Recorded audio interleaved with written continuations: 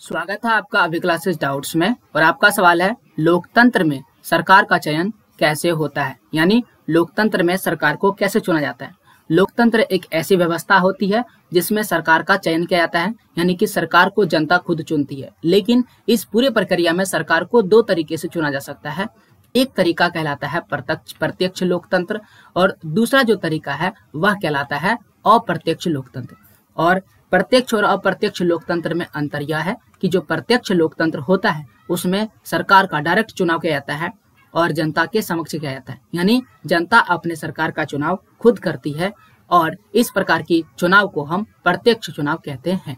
परंतु कुछ ऐसे देश है जहां पर प्रत्यक्ष चुनाव नहीं होकर के अप्रत्यक्ष चुनाव होता है, जैसे कि भारत में वोट के माध्यम से आप प्रतिनिधि को चुनते हैं और वह प्रतिनिधि फिर सरकार बनाती है और इस प्रकार से सरकार का चुनाव होता है, जिसे हम अप्रत्यक्ष चुनाव कहते हैं। तो इस तरह से हम देखते हैं कि लोकतंत्र में सरकार का चयन दो तरीके से होता है। एक तरीका प्रत्यक्ष है और दूसरा कैसा है, अप्रत्यक्ष तरीका है। तो ये था आपके सवाल का जवाब और ऐसे ही सवालों के लिए आप हमें कमेंट करें और इस चैनल को सब्सक्राइब करें। वीडियो को पूरा देखने के लिए थैंक यू।